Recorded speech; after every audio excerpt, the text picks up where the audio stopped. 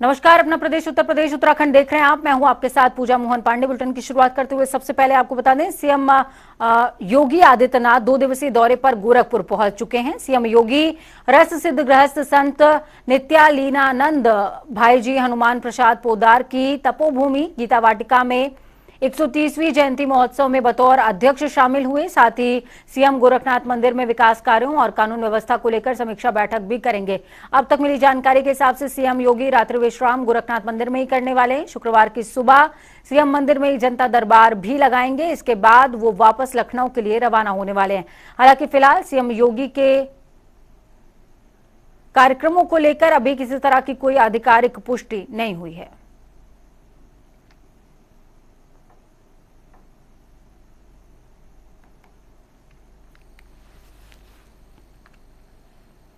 तो वहीं एनआईए ने देश भर में टेरर फंडिंग करते हुए ट्रेनिंग कैंप चलाने के मामले को लेकर के बड़े पैमाने पर छापेमारी करी है। कई राज्यों से 106 लोगों को गिरफ्तार किया। 13 राज्यों से 106 गिरफ्तारियां हुई हैं। इस अभियान में यूपी के भी 8 संदिग्धों को पॉपुलर फ्रंट ऑफ इंडिया से जुड़े होने के आरोप में अरेस्ट करते हुए पूछताछ भी की जा रही है। राजधानी लखनऊ से नदवा कॉलेज के पूर्व छात्र मोहम्मद वसीम सहित दर्जन भर से ज्यादा लोग गिरफ्तार हुए हैं।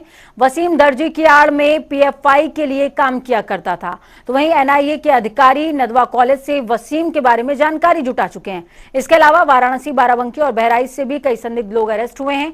खास रिपोर्ट देखिए।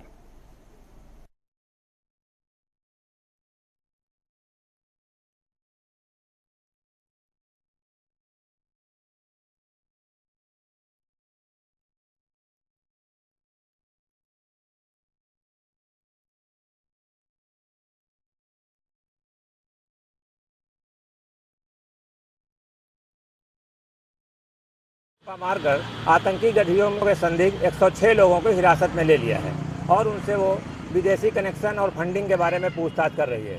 इसी क्रम पीएफआई कनेक्शन को लेकर आज एनआईए की टीम ने उत्तर प्रदेश में बड़ी छापेमारी की।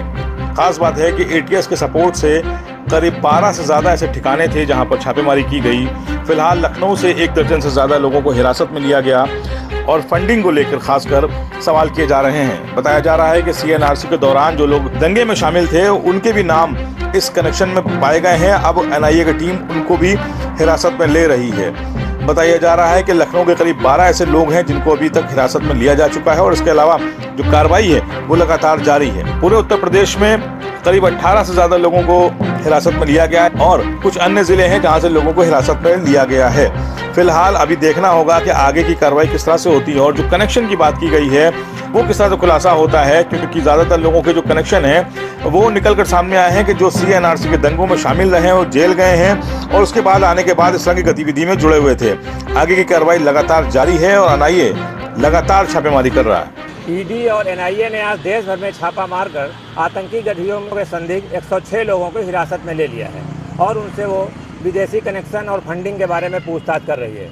इसी क्रम में लखनऊ से 11 लोग हिरासत में लिए गए हैं, जिसमें से नदवा के स्टूडेंट और लखनऊ के इंदिरा नगर ए ब्लॉक निवासी वसीम भी शामिल है, जिसको लेकर के पुलिस पूछताछ कर रही है।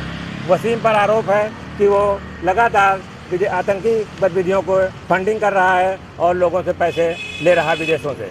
इसको लेकर के लखनऊ में पुलिस लगातार छापेमारी कर रही है और 7 जगहों पर लखनऊ में ए ब्लॉक, इंदिरा नगर और कानपुर रोड सहित कई जगहों पर छापे मारे जा चुके हैं, जहां से उन्हें 11 लोग हिरासत में लिए हैं। अब उनसे पूछताछ के बाद पता चलेगा कि असली कनेक्शन क्या है।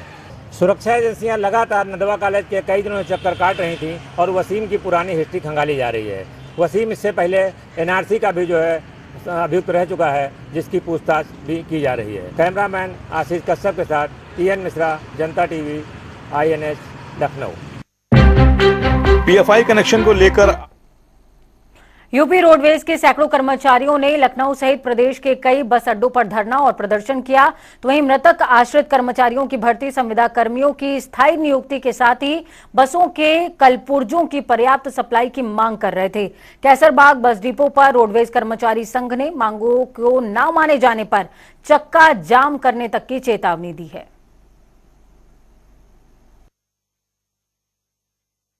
दादा, हमारी प्रमुख मांग ये है कि जब से उत्तर प्रदेश रोडवेज कर्मचारी संघ और संविदा संघर्ष यूनियन ने नए प्रबंध निदेशक महोदय आए हैं, तो उसके बाद से कुछ ऐसा माहौल एक बन गया है कि कर्मचारी समस्याएं पहले से भी बहुत लंबित थी। आदरणीय प्रबंध निदेशक महोदय को हम लोगों ने 6 तारीख को एक ज्ञापन दिया था कर्मचारी समस्याओं को लेकर। एक उसमें 15 सूत्री मांग पत्र था। उसमें प्रमुख मांगे जो हमारी थी, सबसे पहली मांग थी कि संविदा कर्मचारियों के साथ हो रहे शोषण को तत्काल बंद किया जाए। डिपो स्तर पर जो हर डिपो में पूरे प्रदेश में हो रहा है, इसमें 2001 तक के संविदा कर्मचारियों का नियमितीकरण का मामला है, आज वर्षों से लंबित है, उसको नहीं लागू किया गया। हमारी मांग है कि उसको तत्काल लागू किया जाए। मृतक आश्रित का जो कोटा है उसको बहाल किया जाए। संविदा में जो जेम पोर्टल के माध्यम से भर्ती करने का प्रयास किया जा रहा है, जो ठेकेदारी व्यवस्था लागू की जा रही है विभाग में, इसको तत्काल बंद किया जाए। कोई जेम पोर्टल के माध्यम से भर्ती नहीं होनी चाहिए, इसको रोका जाए। तीसरा, संविदा की एक सेवा नियमावली बना दी जाए। इनकी कोई सेवा नियमावली नहीं है, जैसे पाते उस तरीके से इनको हाँका जा रहा है। इनकी एक सेवा नियमावली बनाई जाए और जो बांड की व्यवस्था है संविदा की, इसको समाप्त किया जाए। रामनगरी अयोध्या में होने वाले 6वें दीपोत्सव की तैयारियां जोरों शोरों से चल रही है।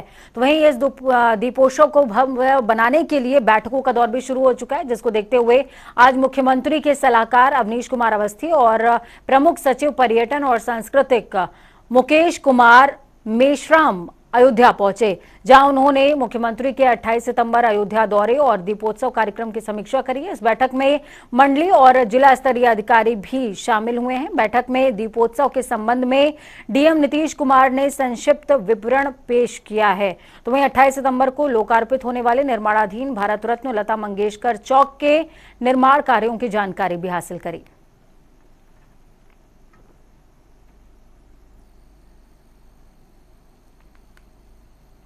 लखनऊ में ऐतिहासिक धरोहरों के रखरखाव पर संकट गहराता जा रहा है। हम ऐसा क्यों कह रहे हैं? क्योंकि ऐतिहासिक धरोहरों को देखने विश्व के लोग दूर दूर से लखनऊ आते हैं। ये धरोहर हमेशा से ही पर्यटकों के लिए आकर्षण का केंद्र रही, लेकिन रखरखाव न होने पर कुछ समय पहले इमामबाड़े का एक हिस्सा भरभरा कर टूट गया। फिर रूमी गेट के एक बड़े हिस्से में दरार आ गई। तो वहीं अब ऐतिहासिक धरोहरों के तौर पर दर्ज पक्का पुल की बाउंड्री टूट चुकी है और पुल भी जर्जर स्थिति में पहुंच चुका है। अब देखना होगा कि संबंधित अधिकारी कब इसका संज्ञान लेते हैं। लखनऊ की पहचान पक्का पुल, इमामबाड़ा, रूमी गेट जैसी धरोहरें अब कमजोर हो चुकी हैं, यानी कि वो जर्जर हालात में हैं, लेकिन अधिकारी इस ओर संज्ञान नहीं ले रहे हैं। हाल में ही हमने देखा कि रूमी गेट का एक हिस्सा जिसमें दरारें पड़ गई हैं, इसके अलावा जो इमामबाड़ा है उसका भी एक हिस्सा भरभरा कर गिर गया। लेकिन अब आपको ये तस्वीरें दिखा रहे हैं पक्का पुल की, यानी कि हार्डिंग ब्रिज की, जिसका निर्माण 1911 में आखिरी नवाब आसिफुद्दौला ने कराया था, लेकिन जर्जर बताकर फिर इसके बाद अंग्रेजों ने इसका निर्माण 1914 में दोबारा कराया।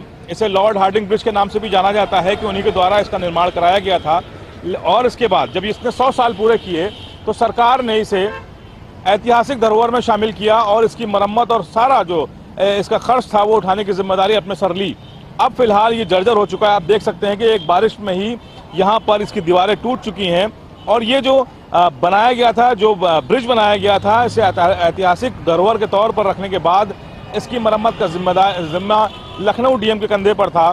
लेकिन अब इस तरह की जो धरोहरें हैं जिसको देखने उत्तर प्रदेश ही नहीं पूरे विश्व से लोग आते हैं और इसकी भव्यता और आकृतियां को देखने अलग अलग लोग, पर्यटकों का जो जमावड़ा लगता है लखनऊ में, वो इन्हीं सब स्थलों की वजह से लगता है। फिलहाल आज ये जर्जर स्थिति में है। अब देखना होगा कि अधिकारी कब संज्ञान लेते हैं। जिस तरह से इमामबाड़ा और रूमी गेट को लेकर चर्चाएं हुई, अब इमामबाड़ा चर्चा में है। इमामबाड़ा के बाद अब ये पक्का पुल चर्चा में है कि आखिर इसको कब संज्ञान लिया जाएगा और इसकी मरम्मत का काम कब शुरू किया जाएगा। कैमरा पर्सन शिवम के साथ तौकीर की दुबई, जनता टीवी, लखनऊ। तस्करों के लिए गांजे की तस्करी का सबसे आसान जरिया बनता जा रहा है रेलवे। हम ऐसा क्यों कह रहे हैं? क्योंकि तस्कर अब रेल यात्री बनकर मादक सामग्री को एक जगह से दूसरे जगह पर पहुंचाने का काम कर रहे हैं। लेकिन इन गांजा तस्करों पर रेलवे प्रोटेक्शन फोर्स यानी कि आरपीएफ लगाम लगाने और गांजे के नेटवर्क को तोड़ने का काम कर रही है। विशाखापट्टनम से हो रही गांजे की तस्करी को आगरा कैंट स्टेशन पर आरपीएफ आगरा कैंट ने पकड़ा। गांजे की तस्करी को लेकर आरपीएफ आगरा कैंट प्रभारी सुरेंद्र चौधरी ने हमारे संवाददाता से गांजा तस्करी पर खुलकर बातचीत भी की है।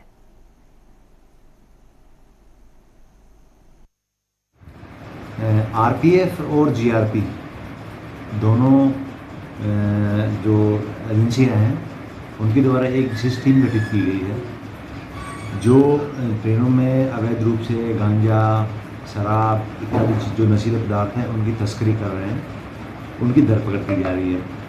इसी क्रम में वर्ष 2020 में लगभग 3-3.5 क्विंटल के आसपास, वर्ष 2021 में करीब 4.5 क्विंटल, और इस वर्ष जनवरी से और 31 अगस्त तक लगभग 450 किलो अवैध रूप से जो गांजा था वो ले जाया जा रहा था, जिसको पकड़ा गया आरपीएफ और जीआरपी द्वारा। प्रधानमंत्री नरेंद्र मोदी के जन्मदिन पर शुरू हुए सेवा पखवाड़ा के मौके पर उत्तर प्रदेश सरकार के राज्य मंत्री नरेंद्र कश्यप राजधानी लखनऊ के गोसाईगंज पहुंचे। नरेंद्र कश्यप ने जल ही जीवन है पर लोगों को जागरूक किया और साथ ही जल संरक्षण के उपाय भी बताए। इस दौरान नरेंद्र कश्यप ने हमारे संवाददाता से खास बातचीत भी की है, सुनिए। के लिए उत्तर प्रदेश सरकार के मंत्री नरेंद्र कश्यप जी मौजूद हैं। सर, आज आप जल ही जीवन एक कार्यक्रम में आपने शिरकत की। जल संरक्षण की दिशा में आपकी सरकार किस तरह से कार्य कर रही है?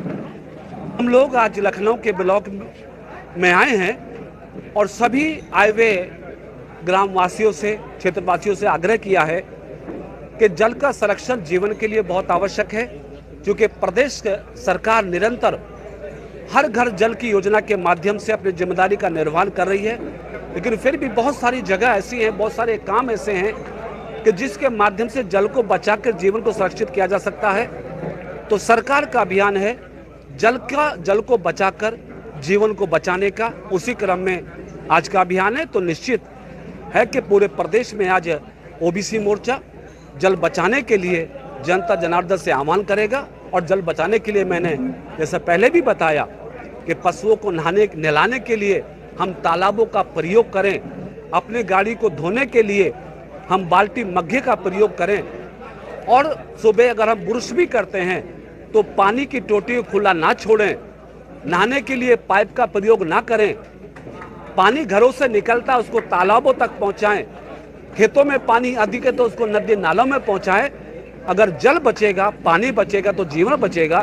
तो जीवन को बचाने के लिए, पानी बचाने का एक बड़ा अभियान लेकर हम लोग मैदान में हैं और खुशी की बात है कि जनता जनार्दन का अपार समर्थन मिल रहा है।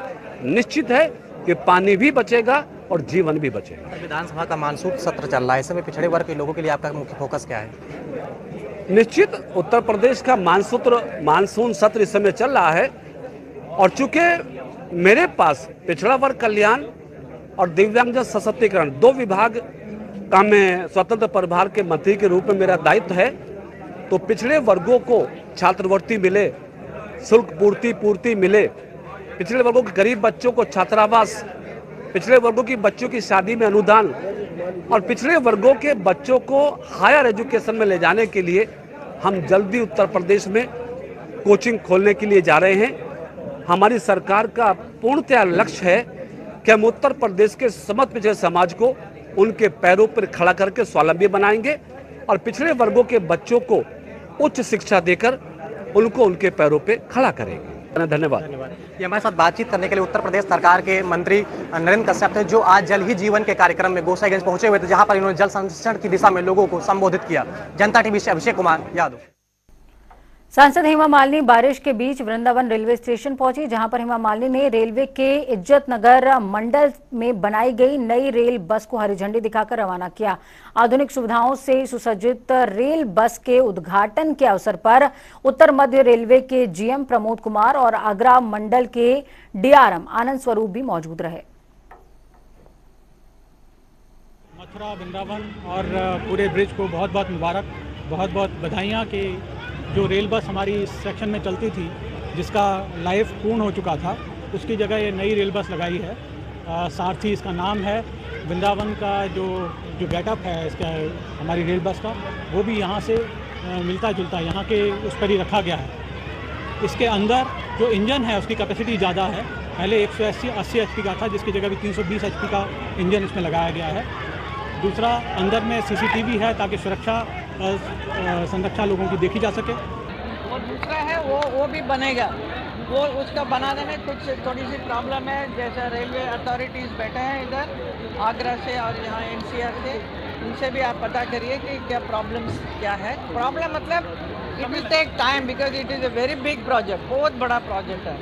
उसको सिर्फ मैं भी नहीं चाहती हूँ कि सिर्फ वृंदावन मथुरा तक ही हो, ये गोकुल और आगे भी जाना चाहिए और पीछे से भी यमुना एक्सप्रेस से कनेक्ट होके ऐसा चलता जाए because it is going to be a metro, smaller kind of a metro with train roads also, passing road also साथ साथ। तो चलिए खबरों में आगे बढ़ेंगे, बात उत्तराखंड की करेंगे। उत्तराखंड में आने वाले 2 अक्टूबर से खेल महाकुंभ का आगाज होने जा रहा है, जिसको लेकर युवा कल्याण विभाग और खेल विभाग ने तैयारियां पूरी कर ली हैं। खेल मंत्री रेखा आर्या ने बताया कि खेल महाकुंभ 2 अक्टूबर से रायपुर न्याय पंचायत से शुरू होगा और पूरे प्रदेश के ब्लॉक स्तर से शुरू होकर जिला स्तर और राज्य स्तर तक होगा।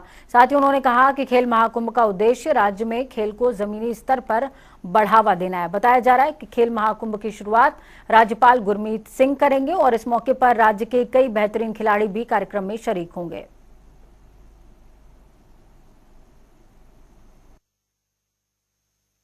और इस खेल महाकुंभ का शुभारंभ जो है, हमारी ये कोशिश है कि गवर्नर साहब जो है इसको बिल्कुल न्याय पंचायत स्तर पर इसको प्रारंभ करें। उनको निमंत्रण भी मैं आज देने जा रही हूँ और न्याय पंचायत जो है वो रायपुर रहेगा।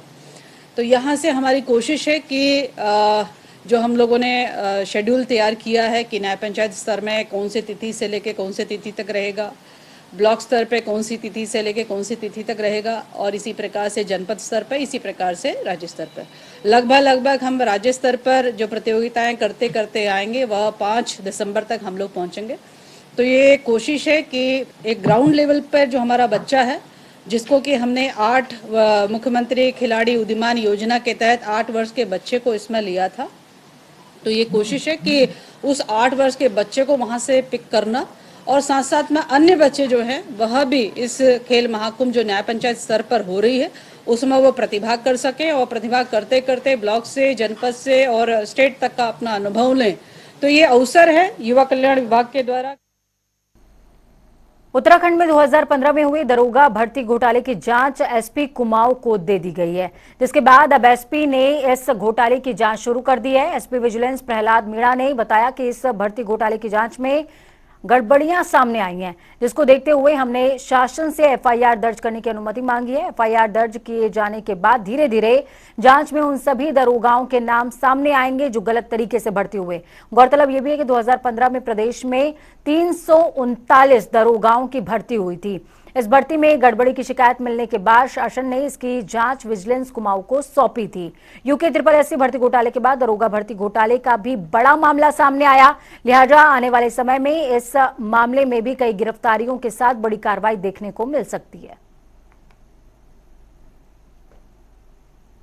प्रारंभिक तौर पे ये चीज़ STF की जांच में आई कि जो सब इंस्पेक्टर भर्ती है उसमें भी कुछ गड़बड़ हुई है और शासन के आदेश पे विजिलेंस सेक्टर हल्द्वानी को ये मामला सौंपा गया है। हम लोग इसमें जांच कर रहे हैं और जो प्रारंभिक जांच है उसके हिसाब से हमारे पास जो तथ्य हैं उनसे हमें लग रहा है कि इसमें एक FIR का एक समुचित आधार बनता है। तो हम इसमें शासन से एक FIR की अनुमति मांग रहे हैं ताकि इसमें एक FIR आ जाए और उसके बाद में जैसे भी तथ्य आएंगे, जो भी लोग इसमें जिम्मेदार होंगे या कुछ ऐसे लोग हैं जो गलत तरीके से भर्ती हुए हैं तो हम सबके खिलाफ कार्रवाई करेंगे। उत्तरकाशी में लगातार लैंडस्लाइड का दौर जारी है, जिसके चलते बीते दिन गंगोत्री नेशनल हाईवे बंद भी हो गया था। इसी विषय में जिला आपदा प्रबंधन अधिकारी देवेंद्र पटवाल ने बताया कि NH 108 हेलगू घाट के पास लगातार पत्थर गिर रहे हैं। 2 JCB और 1 पोकलैंड मशीन को मार्ग को खोलने के काम में लगा दिया गया है। इस स्थान पर OC, BRO, राजस्व टीम, पुलिस और आपदा प्रबंधक मास्टर ट्रेनर QRT टीम मौके पर मौजूद है। तो वहीं लगातार हो रहे लैंडस्लाइड की वजह से यात्री और वाहनों को हिना, भटवाड़ी, गंगनानी जैसे सुरक्षित स्थानों पर रोक दिया गया है। जैसे कि कल शाम 5 साढ़े 5 बजे से जो गंगोत्री राष्ट्रीय राजमार्ग अवरुद्ध हुआ है हेलगू घाट के पास, 3 जगहों पर बंद हुआ था, जिसमें 2 जगहों पर सुचारू कर लिया गया है, लेकिन एक जगह पर बार बार पत्थर आ रहे हैं जिसमें काम प्रभावित हो रहा है। BRO की OC और QRT टीम, राजस्व टीम, पुलिस टीम सभी मौके पर है और मार्ग सुचारू होने की संभावना बताई गई है। अभी कुछ टाइम में मार्ग ओपन हो सकता है। क्योंकि बार बार पत्थर गिर रहे हैं तो उसमें थोड़ा रिस्क भी है। इसको देखते हुए हमने वहाँ पे एक ड्रोन से सर्वे भी कराया जा रहा है ताकि ऊपर कहाँ से पत्थर गिर रहे हैं, कहाँ स्लाइड आ रहा है, उसको मॉनिटर कर सकें। तो चलिए फटाफट अंदाज में 2 मिनट में 10 अहम जिलों का रुख करेंगे। आगरा के खंडारी में संजीव अग्रवाल के आवास पर पुलिस ने नोटिस किया चस्पा। अपर न्यायिक मजिस्ट्रेट के आदेश पर हुई कार्रवाई। अग्रवाल के नाम कई थानों में धोखाधड़ी के मुकदमे दर्ज। धारा 420, 406, 323 इत्यादि में मुकदमे दर्ज। बरेली में चार्जिंग स्टेशन पर इलेक्ट्रॉनिक बस में हुआ ब्लास्ट होने से एक व्यक्ति की हुई मौत, 2 लोग हुए घायल। घटनास्थल पर पहुंची पुलिस, घायलों को भेजा गया अस्पताल। जिलाधिकारी शिवाकांत द्विवेदी ने बताया ब्लास्ट के कारणों का लगाया जा रहा है पता। हरदोई में गूंगी बहरी नाबालिग के साथ हुआ दुष्कर्म, बालिका के गर्भवती होने से चला पता। सर्वप्रथम नहीं दर्ज हुई एफआईआर, एसपी से मिली पीड़िता। शाहबाद पुलिस ने किया मुकदमा दर्ज। पुलिस का कहना है दुष्कर्मी के खिलाफ की जाएगी कठोरतम कार्रवाई। गाजियाबाद के बलुआ भवानी में नौकर ने गायब किया मालिक का बच्चा, 20,000 रुपए की मांगी फिरौती। बच्चे को पुलिस ने 24 घंटे के अंदर परिजनों को सौंपा। आरोपी को किया गिरफ्तार। नशे के शौक को पूरा करने के लिए आरोपी ने दिया था वारदात को अंजाम। बरेली में स्कूली बच्चों का मीरगंज कोतवाली में भ्रमण, पुलिस अधिकारियों से पूछे सुरक्षा के सवाल। सीओ और कोतवाल ने सरलता से दिए जवाब। सीओ राजकुमार मिश्र ने बताया ऐसे कार्यक्रमों से बच्चों में होगी जागरूकता। पुलिस प्रशासन की तरफ आकर्षित होंगे बच्चे। रायबरेली में सपा प्रत्याशी आरपी यादव सहित 14 लोगों पर एफआईआर दर्ज। आदित्य हत्याकांड में गवाहों को धमकाने का आरोप। इस हत्याकांड मामले में आरपी को हुई थी 1 साल की जेल। जमानत पर छूटने के बाद विधानसभा चुनाव में समाजवादी पार्टी के टिकट पर लड़ चुके हैं चुनाव। हरदोई में होटल व्यापारी सहित 4 लोगों पर सूदखोरी और आत्महत्या को प्रेरित करने का मुकदमा दर्ज। सूदखोरों को धमकियों भरी रिकॉर्डिंग आई सामने। प्रताड़ना से परेशान होकर युवक ने खाया था जहर, पिता ने लगाई थी इंसाफ की गुहार। प्राथमिक विद्यालय में अभिभावकों ने किया हंगामा, अध्यापकों पर लगाए गंभीर आरोप। विद्यालय पर फरमान खाने के लिए घर लाने पड़ते हैं बर्तन।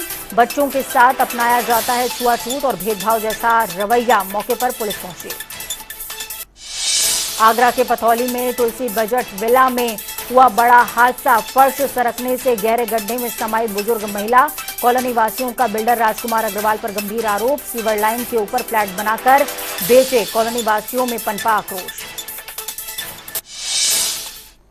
वक्त यहाँ पर छोटे से ब्रेक का, ब्रेक के उस पार खबरों का सफर लगातार जारी है। बने रहिए जनता टीवी के साथ, क्योंकि हमें आपकी ताकत, अपना और अपनों का बहुत ज्यादा ख्याल रखिए। नमस्कार।